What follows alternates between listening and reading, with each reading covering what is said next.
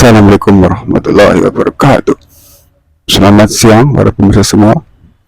Semoga para pemirsa semua senantiasa dalam keadaan sehat, dalam keadaan selamat, ya, dalam keadaan baik, ya. Segalanya, ya, baik jasmaninya maupun rohaninya. Oke, mengomentari tentang maraknya, ya, komentar-komentar, ya, opini, ya, yang bersebaran di media sosial terkait dengan masalah pajak, ya. Saya ingin sedikit memberikan pencerahan, gitu, ya. Hampir setiap komentar yang saya baca di media sosial, ya, terkait dengan masalah pajak, ya, khususnya, ya, rencana kenaikan pajak PPN 12%, gitu, ya, dan berbagai macam iuran-iuran, ya, yang, ya, dipungut, ya, ditarik, ya, oleh negara, ya, dari rakyat, ya. Di samping juga kasus-kasus korupsi yang sampai dengan saat ini, ya, meskipun sudah berganti pemerintahan, sudah berganti presiden, tetap saja belum bisa diselesaikan secara tuntas. Yang ada adalah ketidakpuasan. Oke, untuk mempersempit topik, ya, kita kembali ke masalah pajak, ya. Hampir sebagian besar, ya, mungkin 90%, ya, netizen tidak setuju, tidak sepakat, tidak sependapat dengan rencana pemerintah untuk menaikkan pajak PPN, yaitu pajak pertambahan nilai, gitu, ya. Mereka beralasan bahwa saat ini masyarakat dalam kondisi sulit, ya, dalam kondisi terpuruk, gitu, ya, di mana daya beli masyarakat anjlok, ya, sehingga barang-barang tidak terserap, mengakibatkan ekonomi menjadi melambat. Itu akan berdampak terhadap pertumbuhan ekonomi sebuah negara secara keseluruhan. Mereka khawatir, ya, ketika nanti ada kenaikan PPN, itu akan berdampak terhadap kenaikan harga kebutuhan barang-barang masyarakat. Padahal pendapatan mereka tidak ikut naik, gitu. Tentu mereka protes, gitu. Bagaimana mungkin, ya, pendapatan yang tidak naik, ya, cukup, ya, mengimbangi, ya, kenaikan barang-barang kebutuhan pokok, gitu, ya, apalagi kebutuhan sekunder dan tersier, gitu. Mereka menolak, gitu, ya. Pertama, ya, yang ingin saya sampaikan, ya, sebagai sebuah pencerahan kepada seluruh rakyat Indonesia, ya, bahwa keberadaan pajak itu ada sebuah keniscayaan di dalam sebuah negara yang menganut kapitalisme, sistem ekonomi kapitalisme, ya. Jadi sangatlah mustahil, gitu, rakyat yang hidup di dalam sebuah negara yang menganut sistem kapitalisme menolak keberadaan pajak, gitu. Karena pajak dalam sebuah negara yang menganut sistem kapitalisme adalah sebuah sistem yang inherent, gitu, ya, menjadi bagian, ya, dari sebuah struktur bangunan sistem kapitalisme, sehingga tidak bisa, gitu, menghilangkan pajak selama sistemnya masih sama, yaitu sistem ekonomi kapitalisme.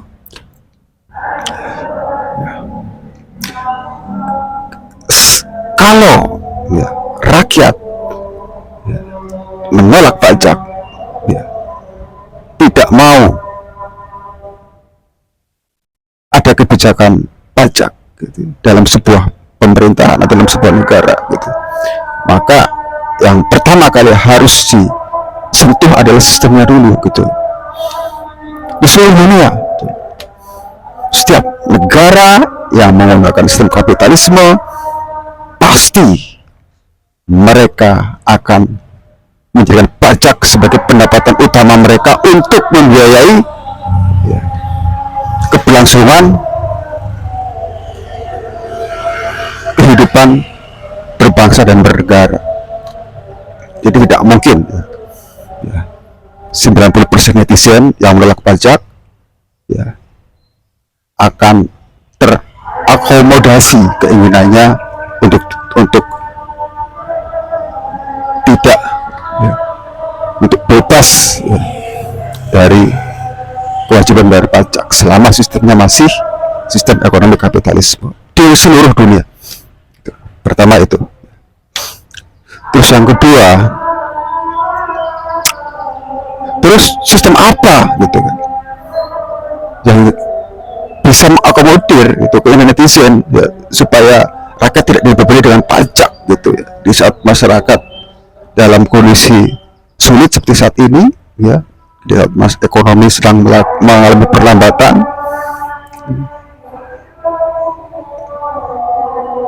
Apa sistem ekonomi yang bisa memahami keinginan para netizen semua ya. Hanya ada dua kemungkinan. Pertama adalah sistem ekonomi komunisme, yang kedua adalah sistem ekonomi Islam. Oke, kita bahas yang pertama, itu sistem ekonomi komunisme dulu. Sistem ekonomi komunisme ya.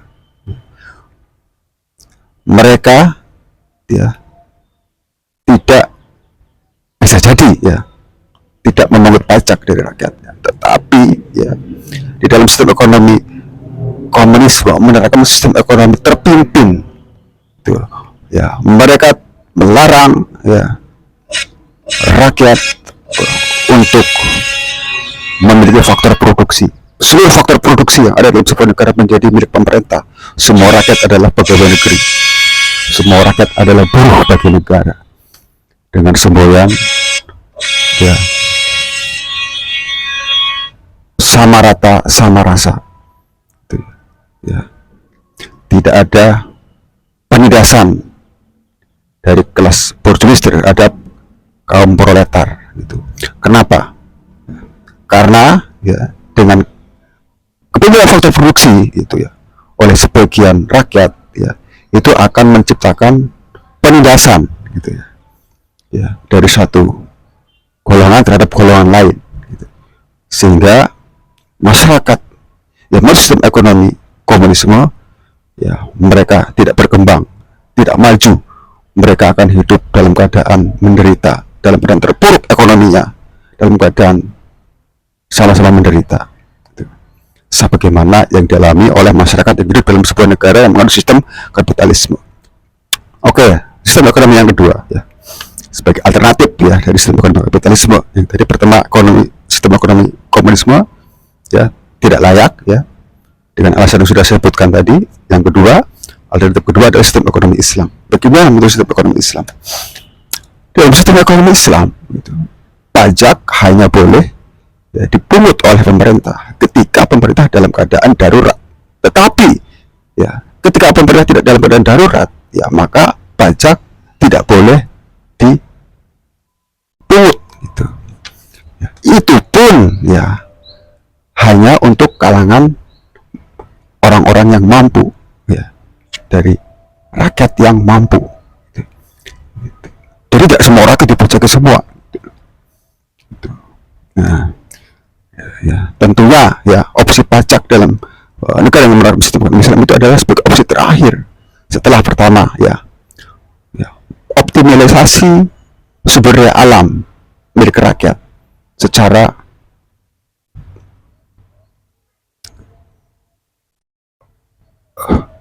ekonomis gitu ya, ya secara efisien gitu ya.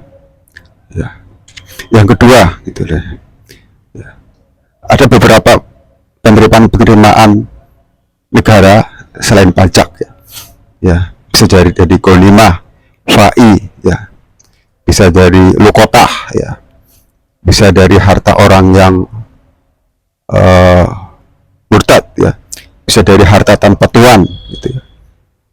Ya, ya. Oke, ya. Jadi